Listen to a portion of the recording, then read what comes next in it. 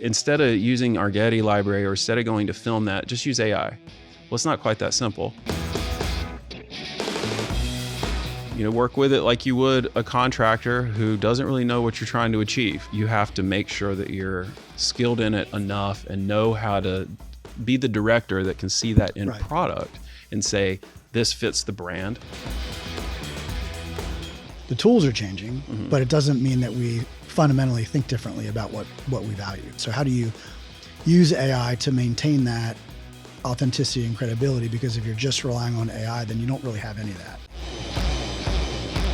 This is Between Two Pixels, the podcast for anyone who wants to reach and connect with their audience through content and marketing.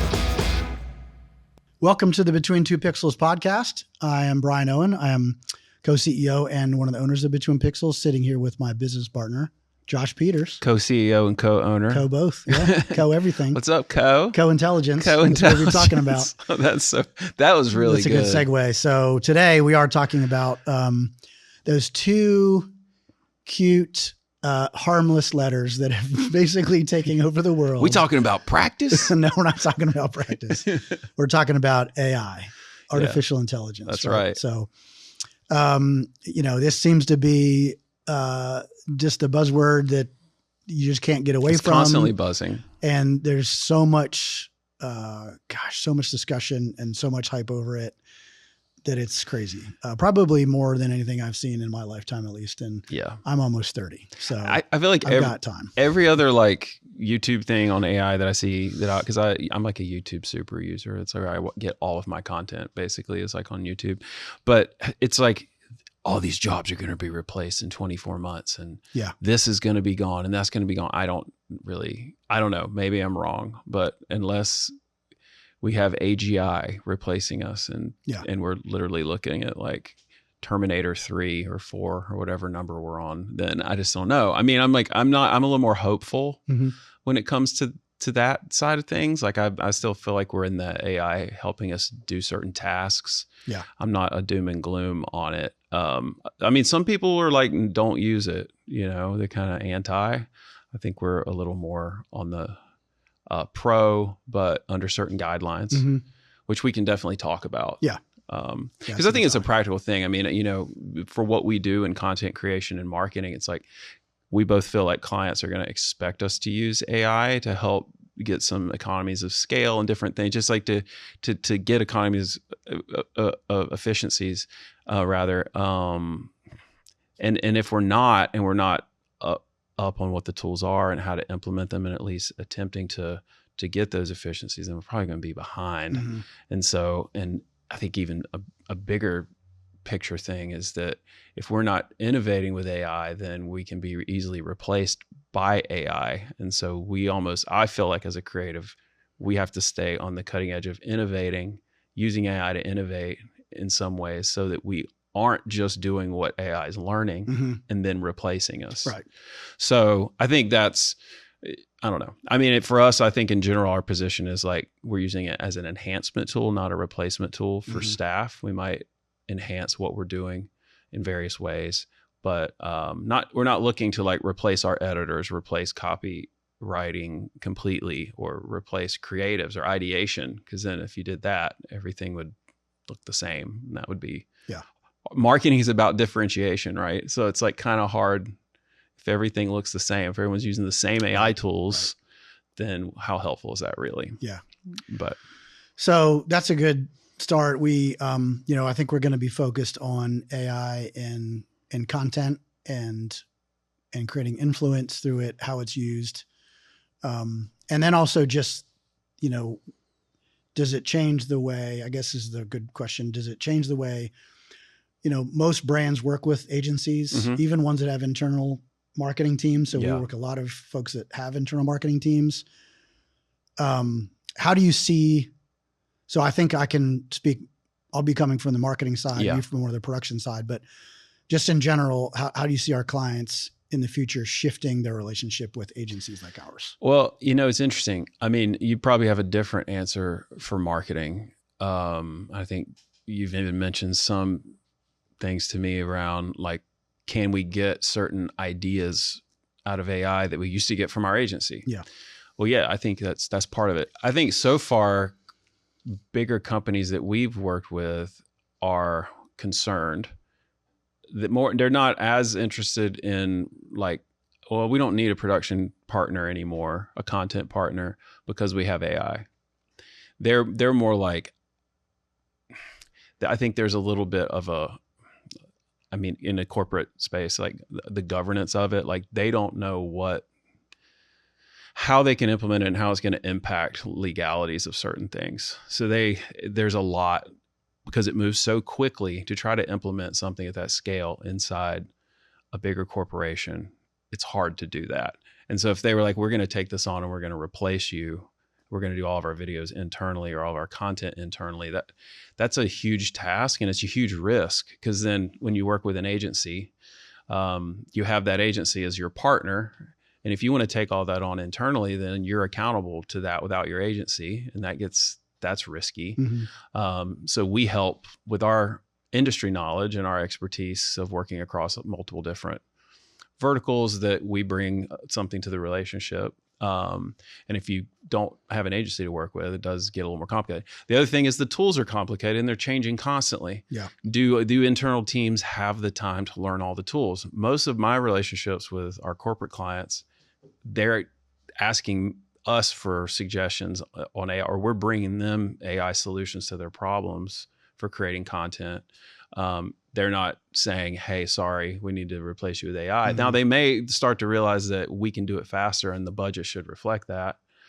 But what tends to happen, I was talking to another client 2 days ago, and I was saying, hey, when I don't know if you're going to want to do this stuff with AI or not, or you want us to film.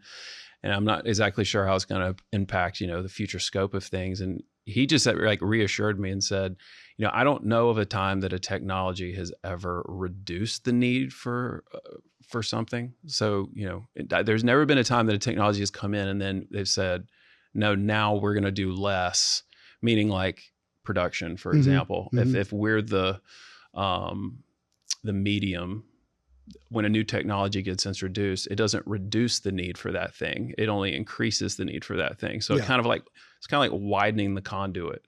So more content, more need, more customization.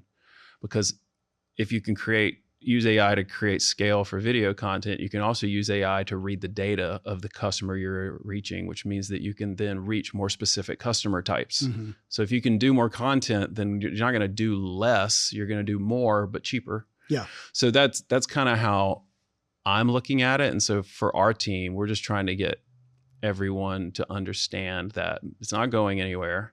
We need to become masters at it. And then we need to be experts, power users, and then get familiar with the tools, because they are going to be constantly changing. Yeah. There's like in our world, it's like there's the fringe things that come out, and then there's like the things that get integrated into our tools like Adobe. That takes time. Right now, it takes years to get those things integrated. And then once they're integrated, everyone's using them and they don't even think about it. Mm-hmm. But there are those fringe things that are always cutting edge that we're looking at. Yeah. So, I think as you laid out, if you think about where AI fits into the process, I'm thinking about like an integrated marketing campaign, right? Because if someone just needs content and they know what they want, obviously there's a production impact of how we do it with AI. Yeah. But say a company, I don't know, they recognize they want to increase their market share within a product or within a demographic. So that's where usually it starts. So like, what are we trying to accomplish? You can use AI certainly to analyze the data and figure out what are the opportunities. So it's going to spit out some stuff. A human is going to decide this is what's the most important to go after, right? And they're going to come to a team internally and they're going to try to figure out like, okay, how do we translate? AI is going to help them with some of the stuff they might come to us initially for, to generate some initial ideas, right? Well, here's a couple different campaign ideas, but they're not necessarily going to just do that only, right? They're going to go and they're going to bring that to us and they're going to say like, here's some ideas we came up with. What are your thoughts on that? Because humans can add context and empathy and all that kind of stuff to it above AI. So far it hasn't replaced anybody. It's really helped every stage of the process, right? Right. You're generating ideas and you're generating concepts, which we're using AI to help do that kind of thing. We're adding to them, refining them, we're pitching them. Mm-hmm. And then AI can help with the generation of the content and all of the stuff for the campaign as well too. So I think I see it as more of like a co-pilot or an assistant throughout the process. Yes. If you think about in marketing and any kind of content, usually the value is in something that resonates really well. And so that's something that typically requires some kind of human influence. Sometimes AI can come up with stuff that connects, but generally it's through a human connection or trust that you create influence. And so there's going to have to be someone that participates from the human standpoint, in doing that. Right. And then we can certainly use it to create the content. But do you want to talk a little bit about once we get to the point where it's like almost every campaign, multi-discipline, like integrated campaign has content. So where does the AI fit into the production process? Yeah. I mean, it fits in so many places. I will piggyback too on what you were saying around how to use it, because this is what we're trying to educate our staff on, is like, you want to treat AI almost like treat it like a person or a contractor. If you're in the creative agency and you've hired contractors for any task, it might be you want to hire. So this is kind of answers your question, but like if you want to need to hire a writer or someone to do research, you need to when it comes to generative, a cameraman, and you're going to tell them what you want, right? You're the director. So in our world, it's like you are the director now of everything. It doesn't matter what your job is. It doesn't matter if you're just a video editor, if you're a producer, if you're a creative director, everyone's directing. In the business world, it's like you're an entrepreneur. I like to equate in the content creation, being a director, to like being an entrepreneur in the business world. Yeah. Entrepreneurs are the directors. They're the quarterbacks. Like, they know how to find a technician and a creative to launch a product. They don't have to know creative and they don't have to know technical. They just have to have a great idea and know the audience and be able to get it, to the market. Yeah. And it's that same thing now with AI for creative tools and generative AI. So for us, I mean, it might start in the production process of, like you mentioned, research, same kind of thing, getting all that information, intake, notes, processing, finding. I think one of the things that I feel like works really well is to find a template that works really well for you. So if you have a script that you've written before, or we have like our story framework, and we want to take everything from a meeting. And what I used to do was go through everything from that meeting, all those notes, which I also would have taken the notes, not let AI record it for me. Right. So there's the step one. And then I would go through all those and I would start writing my first iteration of the script. Usually it's bullet pointed, it's an outline, fits into the story framework, make sure that we're getting all those big things done. Well, now I can accelerate that, obviously. I run our story framework through, whether it's ChatGPT or Gemini or whatever, populate that, get like a first rough thing. And then the way I use it too is I just interact with it. I don't use it as like a final by any means, but I will just like interact with ChatGPT like it's a person, like it's like the writer that I'm working with. I'm like, I need this, that, kind of get me in a direction. Because, when you do a personality profile, you're like the idea person, like you're the one who comes up with fresh stuff. I'm not like, I need something to start with. And then I'm like, once I have context, I can work. And this is the other thing when it comes to AI in an agency like ours. Everyone has a different personality type. Some people would be appalled by using AI for ideas. Other people are like, I only use it for ideas. Some people are like, I use it to crunch numbers. Some people are like, I use it to do like organizational tasks, because that's their personality is not strong in that way. Yeah. And this is kind of what I tell our staff is, if you're amazing at something, don't use AI tools to replace you. Use it to help you do it better. But like the value, for example, I mentioned this to you just before we started filming, like someone who's really great at sound design, you can take like a TV ad, make it just like pop off the TV, off the screen, essentially, because of sound design. Well, what makes that person a great sound designer? It's not necessarily their technical skill. Like there was a time when that was the case. You had to have a massive technical skill in order to be a sound designer. Yeah. Now it's the fact that they know what it should sound like and make it sound good.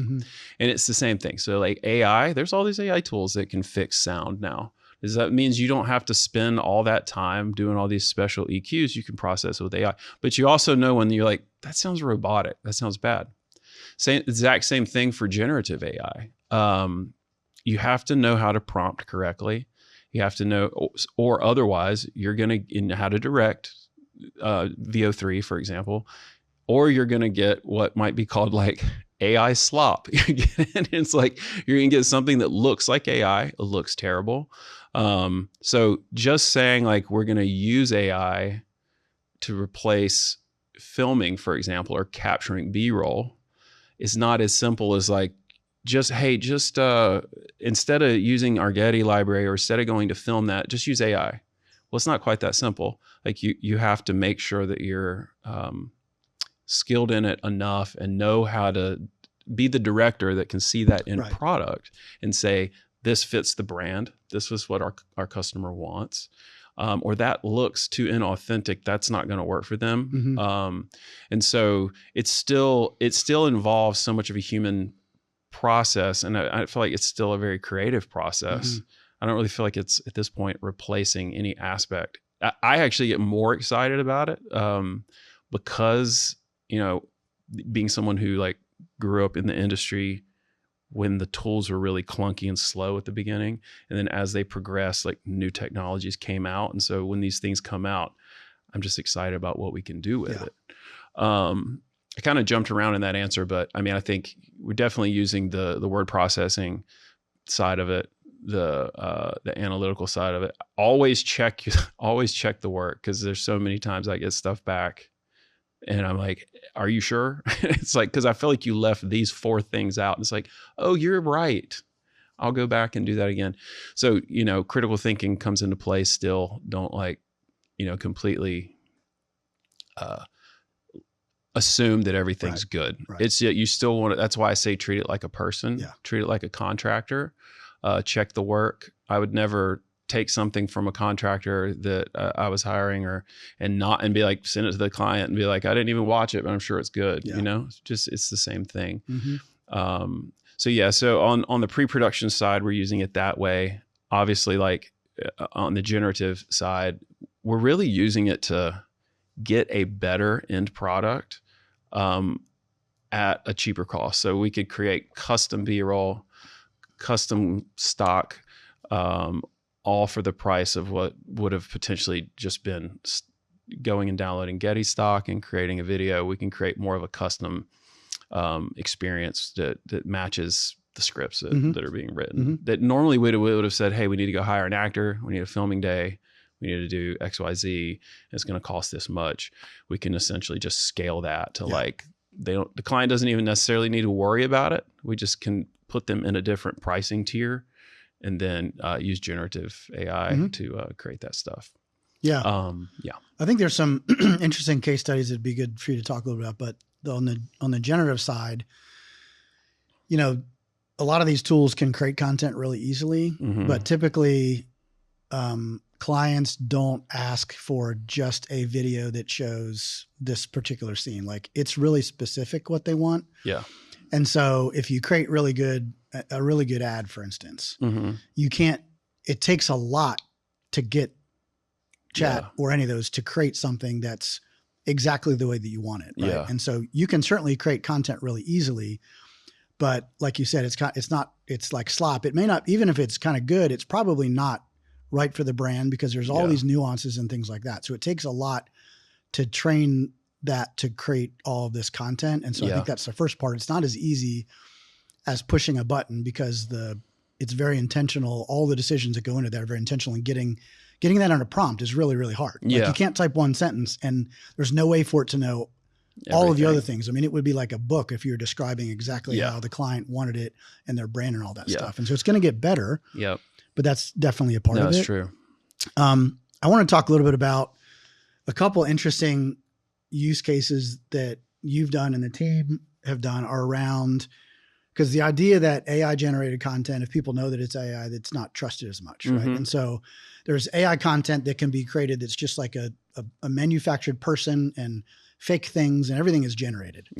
And then there's the use of it where you're using real people because people influence people, right? That's how it happens, through trust and empathy, all that stuff. So if you were an AI bot and you were talking to me about something, like it would be way different, because if you're asking me to do something or trying to convince me of something, it would be just the natural way that we think. It's just different, right? Yeah. But we've used it to actually fix things and generate things using real people. So like training content for you and I, where we don't actually have to do the training because the AI is creating versions of us, and we just type in content, or examples where you're in Greece or there's someone sitting in the studio and they forget to say something, or they say something different, and you're just like, we have to create this, but we can't go back and film it again, right? Yeah. And you have a real person. So I'd love to talk a little bit. Yeah. I think that's a really good use case of it, because it's not manufacturing. It's just filling in gaps that you wouldn't otherwise have been able to do. Right? Yeah, exactly. So that would be the third kind of production use case from a content perspective, is like, it kind of removes, and I when I was talking to our staff about it, I said it removes excuses. So like, for example, we had a situation where I went and was filming something in Greece, and we got back, did the edit, but then something happened to the hard drive, like file got corrupted. I was able to get it restored, everything but one clip. And I'm like, oh gosh, I have the audio for that clip, but I don't have the video file for that clip. It got corrupted. So for about 3.5 minutes in the middle of this thing, I don't have anything on video. And it's shot outside. It's shot outside. It's like standing, you know, all this stuff.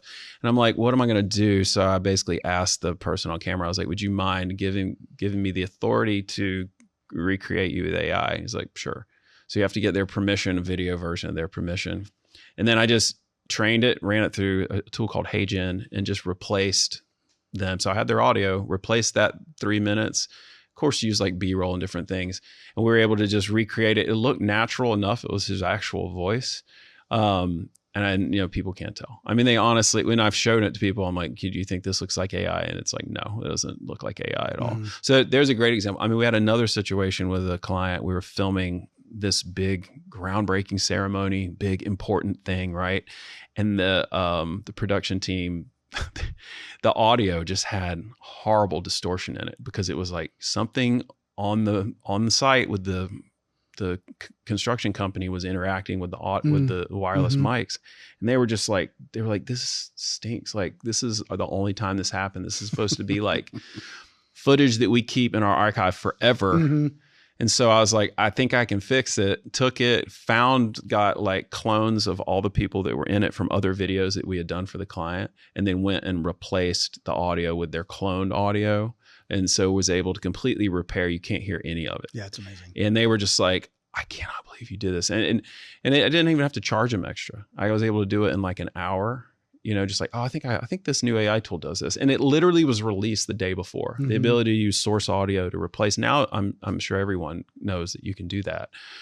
But that was one of those tools, like when it's on the cutting edge, and it's like, again, it's like allowing us to provide better service. We're not necessarily making more money from it, but we are building better relationships, because it allows us to, we don't have to we're solving problems we couldn't solve before. Yeah, we have no excuse but to be able to fix it.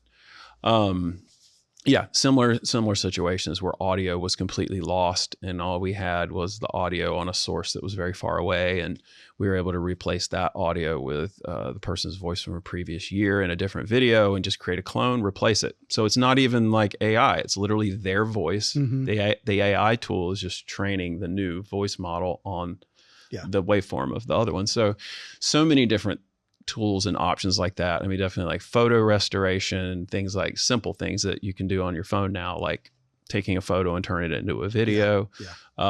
Just all kinds of cool tools. And I'll say, I mean, that is generative, but we're doing it for a different reason. Yeah. It's like if you have a problem, I promise you we can fix it with AI. And that's exciting. And then I'll say too, on just the content creation side of things, I mean, there definitely, it's an art and a science.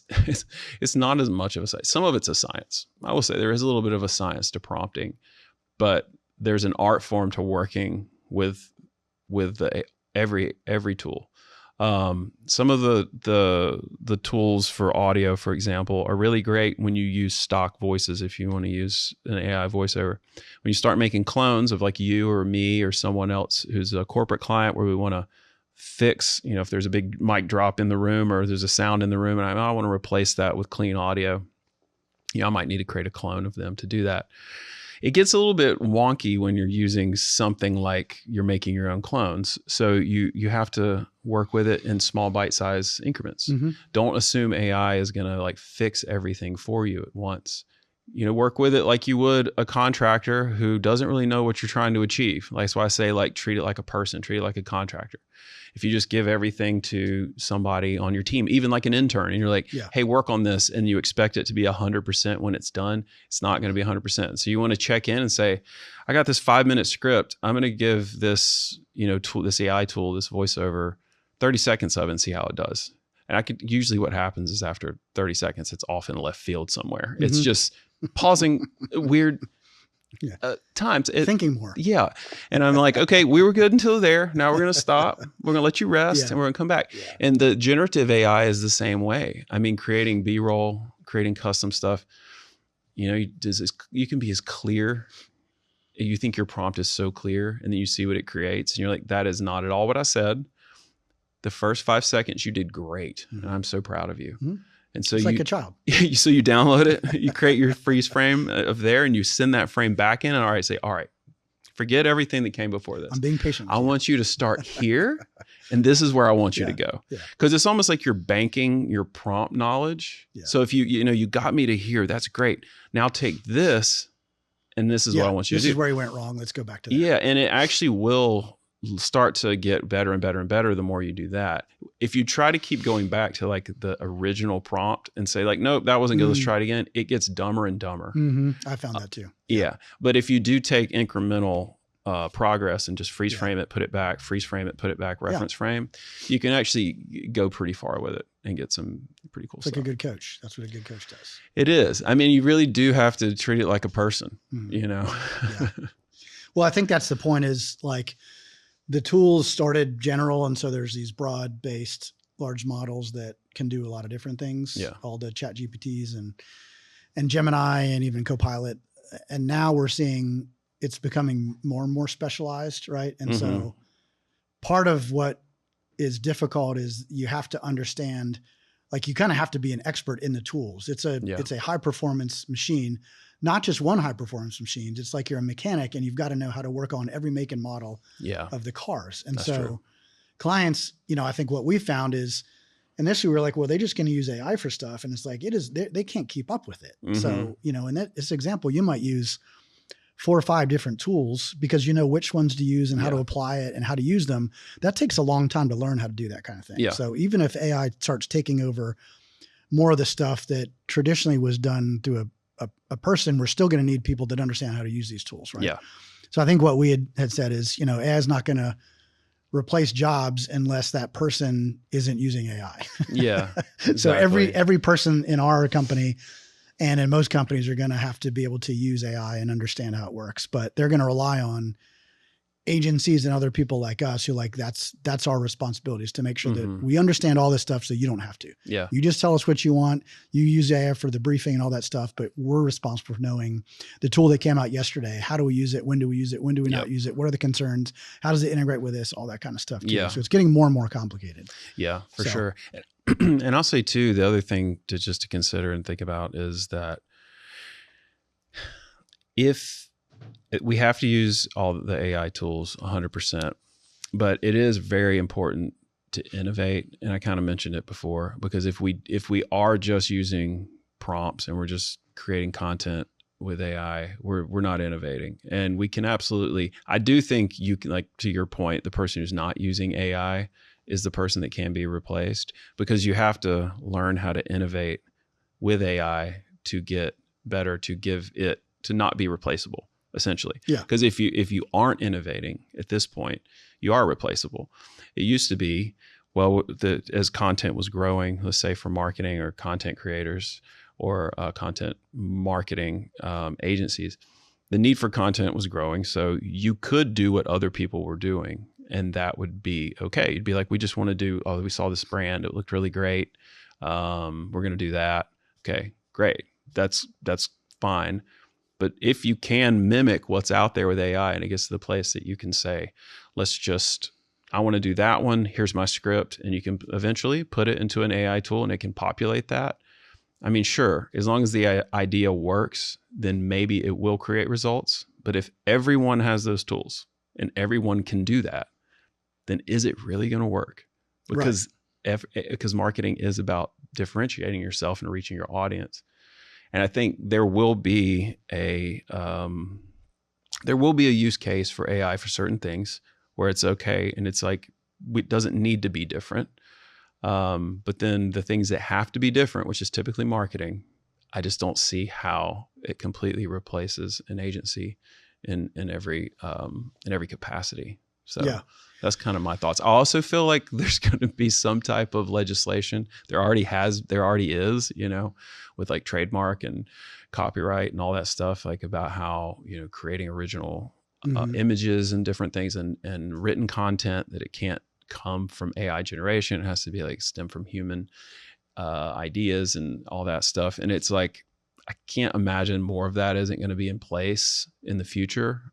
So just kind of keeping an eye on the big picture. But that's a good point of how that's going to play out, because, a brand like Reddit that has invested everything they have to creating this community of knowledge. Right. And then these AI tools, had just come and they just take it and use it. And it's like, that's their value.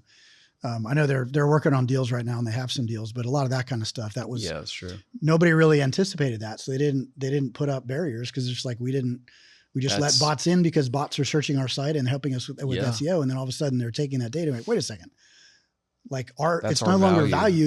You're giving people answers based off of what's our content in our community, but we're getting nothing for it. I mean, there might be a little citation, but that's about it. I mean, that's very true, is that you can see how those blocks would start to happen to where you lose your ability to train. Because people are like, no, people would realize that the value is in the knowledge base that they have. Right. That is a very good point. And then you take humans completely out of the factor when you say AI is going to replace us. What if humans don't want AI to replace them? What if they refuse to use it? And they're just like, I don't want to work with someone who uses AI marketing. I don't want to buy from a brand that I can tell that it was AI. Yeah. I think we can predict and know that there's, there is going to be a pendulum swing to right now. It's like, it's interesting because you can create stuff that's funny but it's going to come back to like authenticity and some of the traditional things that, you realize, like, why do I buy anything? Well, because it's useful, because it helps give me an identity that I want, or because I trust the person, or there's those like human things that are going to kind of come back to being like, oh, actually we have to kind of go back to that. So how do you use AI to maintain that authenticity and credibility? Because if you're just relying on AI, then you don't really have any of that. Yeah. People don't want to buy from bots. They want to buy from people. Yeah. Right? And they're influenced by people. They're not influenced by robots. So all that stuff is not going to change. Yeah. The way we buy, the psychology, what influences us doesn't change. The tools are changing, but it doesn't mean that we fundamentally think differently about what we value. Right? Yeah. So that's true. I think there's some bigger picture stuff that we're working out, but right now it's just everyone's kind of scrambling, obviously, to try to figure out how to use it and things like that. So I mean, and I think we can look to the past and other examples of historically things that have just been disruptors that have changed things. I mean, the Industrial Revolution, or you can, like, I think it's funny. It's like, talk about like when cars came around. It's like the first cars had to have these like in the wheels, like they had to sound like horse buggies, so people would buy them because they didn't want. Then it was too much innovation. They're like, this doesn't sound right. I shouldn't be moving without that sound. Yeah. That this is a carriage being pulled. So they had to have it make that sound. And I think about like big box stores, when like our parents like loved the Walmarts and all the stuff. Oh, Target, this is so great. And then it's like a generation after that, it's like, no, I don't want to buy there. I want to go buy I want to buy a Craftsman thing. I want something handmade. Yeah. I want to go to a barber again. people, I'd rather go pay $70 to get a haircut than, I mean, not everyone goes to Great Clips. It's like impossible. I cut my own hair. We're not those people. I obviously just go wherever I can get out in 15 minutes. But I think what I'm saying is like what resonates with one generation doesn't resonate with the next generation. And so it's hard to say if one generation is like, this is going to change everything. All the creators of AI are like, this is the future. Then if another generation rejects it, then it's not. Yeah. So we just don't know.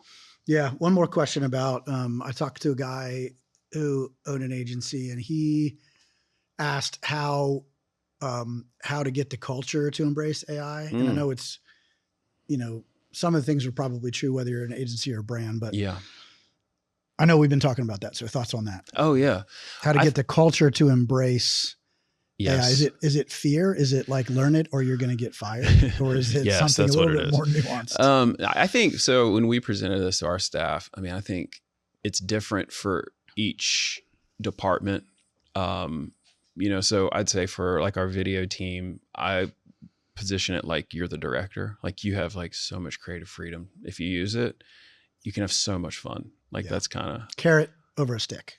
Yeah. I mean, I think, and then on the social side, I think it's like, use this for ideation, use this because when we're creating social content, there's so much that's out there with trends, and it's like, all right, so how should we lean into that? And then how can we scale some of the content we have with social? So sometimes with social, it's the opposite. It's like, you're kind of trying to almost like ideate and then like, ooh, that was kind of a cool thing that I could do with AI. Let me see if I can turn that into like some social content for this client. So it's like sometimes the tail wags the dog there a little bit.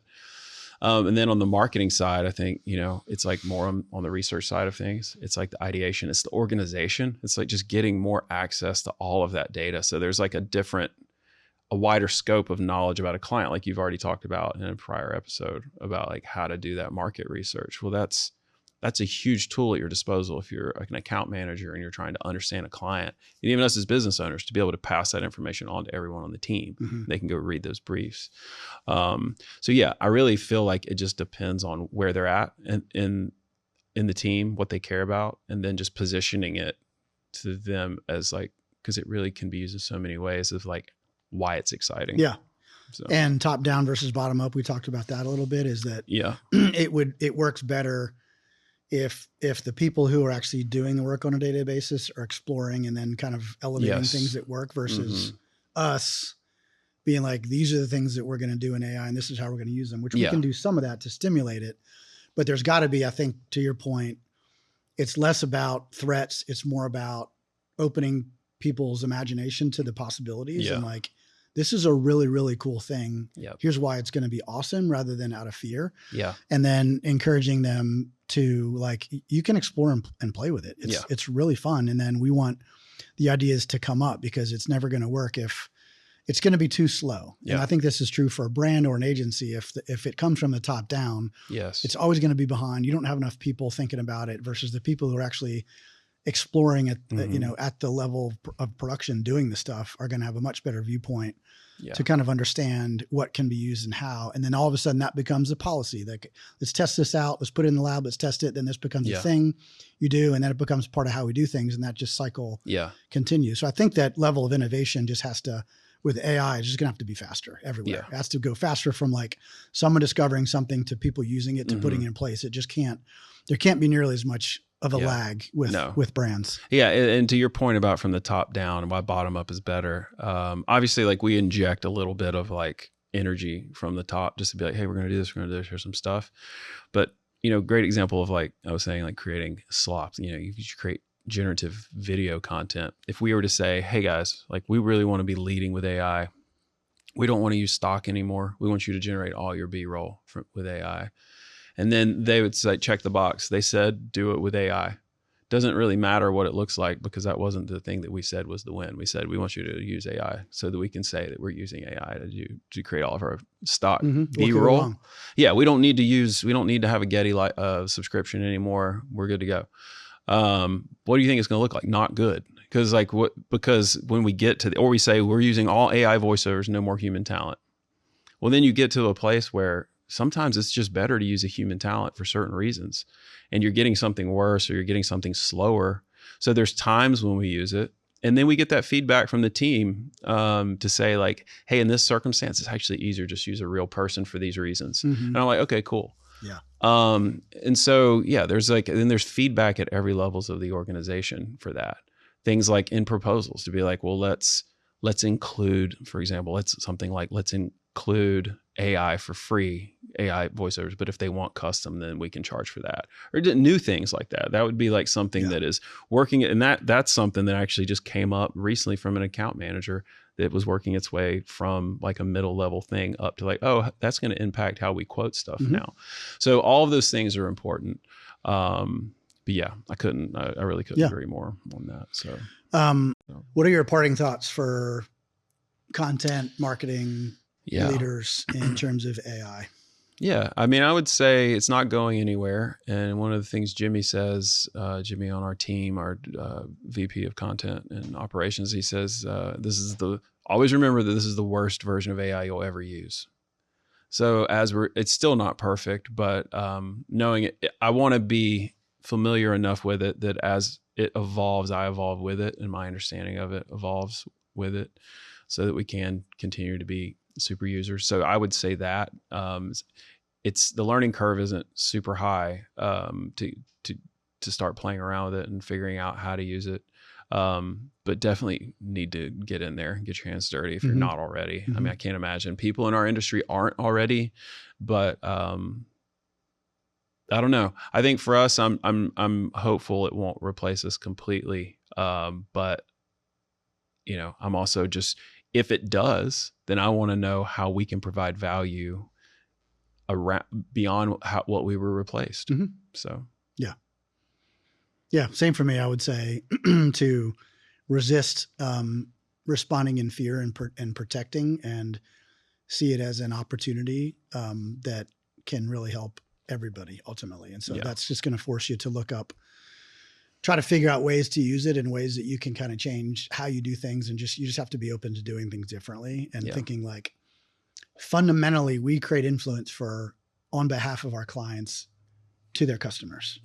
So that's pretty broad. So if AI changes how we do that, that's perfectly fine, because we're good at that. We understand how to influence people, how to create messaging, how to create content that connects, all of those things. And so you're still going to need that. It just might be done differently in 5 or 10 years.